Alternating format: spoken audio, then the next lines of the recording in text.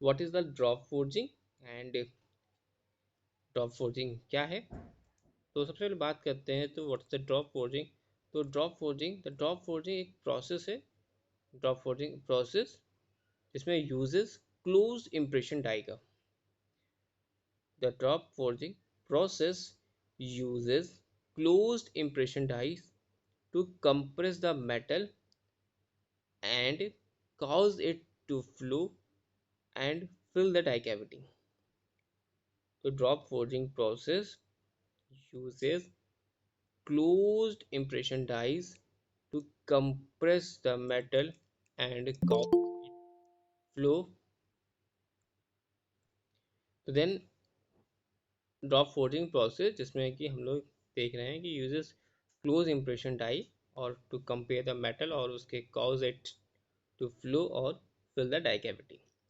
Generally हम लोग बात करते हैं तो जनरली जो half the impression is cut in one die half और remainder in other so that when the two halves meet the metal in between is squeezed into the cavity and a completely forging yes stamping as it's sometimes called is form।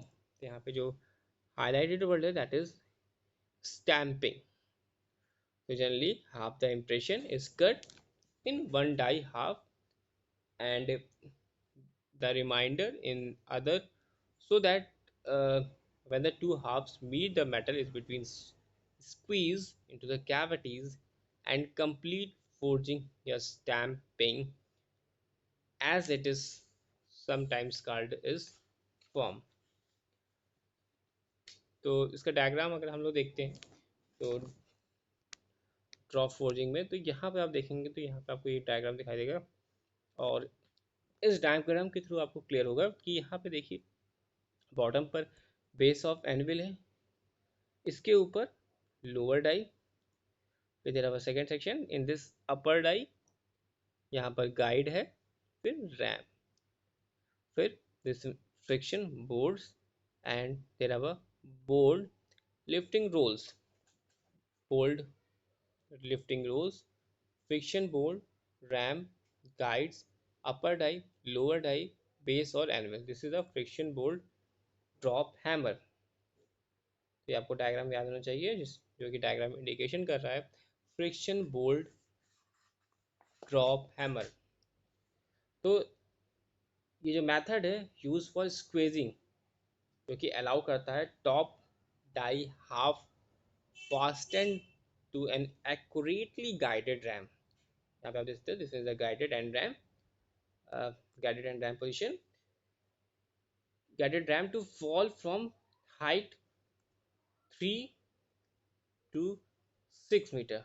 The distance यहाँ पे बात की जा रही है to fall from height 3 to 6 meter onto the other half onto the other half fastened to the anvil with the metal in between। It is from this that the name drop forging is derived। तो इस तरह से इसका नाम जो पड़ा वो drop forging पड़ा, जहाँ पे आप ये देख सकते हो जो बात करें कि जो मेथड है यूज फॉर स्क्वैजिंग का अलाउ करने का द टॉप डाई हाफ का the top die half fastened to an accurately guided ram to fall from height to 3 to 6 meter on the other half fastened की बात करते हैं anvil की within the metal in between। so it is the form name is the drop forging is derived। then जो systematic diagram हमने देखा है यहाँ पर drop systematic diagram of drop hammer. तो जो machine consist of upper die held in the ram या tup और जो लोअर डाई हेल्ड है ऑन द बेस ये एनविल और जो मैकेनिज्म है for rising up allowing to it fall. तो यहाँ पे डायग्राम को एक बार फिर से आप एनालाइज करेंगे, ध्यान देखेंगे तो आपको यहाँ पे दिखाई देगा ram guide upper die position, lower die base या एनविल पोजीशन। तो बेसिकली इसमें दो मेथड्स ऑफ राइजिंग और dropping the ram the ram या tup are in common use. जैसे कि डायग्राम हम देख रहे हैं कि जो बोल्ड है वो attach to the tup is rise by two rollers जो कि रोटेटिंग कर रहे हैं इन अपोजिट डायरेक्शन में, जैसे यहाँ पे हम डायग्राम में दे सकते हैं। और दूसरी तरफ बात करते हैं तो इन अदर टाइप फ्रिक्शन जो बैंड है, फ्रिक्शन बैंड आप इसके नीचे देखेंगे, फ्रिक्शन बैंड अटैच हैं टू द टप या रैम्प जो कि wound over a drum to rise the tup. After rising the tup to suitable to suitable height, the board or the band is released through the suitable mechanism, allowing the tram या tub with the top die to fall freely through the guides on the bottom die held on the base of anvil। और आगे आगे बात करते हैं कि जो dies है वो रिक्वायर्ड फॉर ड्रॉप फोर्जिंग, जो कि किसकी बनी होती है, made from large block of either medium carbon steel या एलाइडाइज स्टील। और सिंस द मशीन impressions का जो हमने यूज़ है, a large variety of shapes can be forged with the greater accuracy and detail compared to hand forging।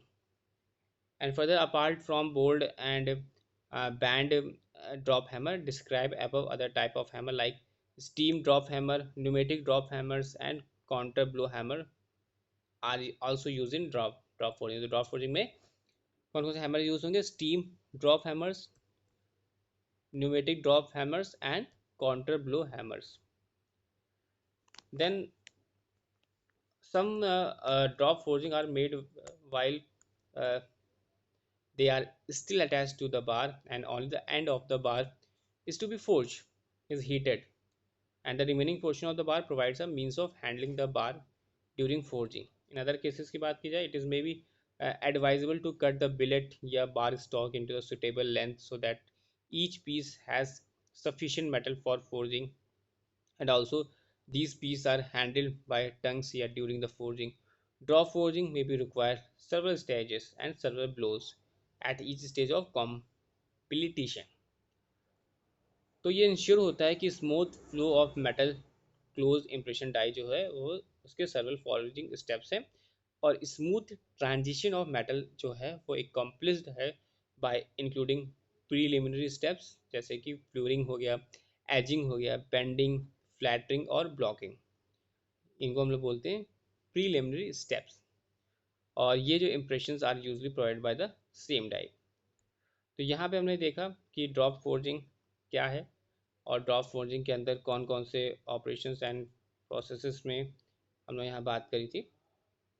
Hammers की तो यहाँ पे steam drop hammers, pneumatic drop hammers और counter blow hammers. And preliminary steps की बात करते हैं तो fullering, edging, bending and flattening and blocking.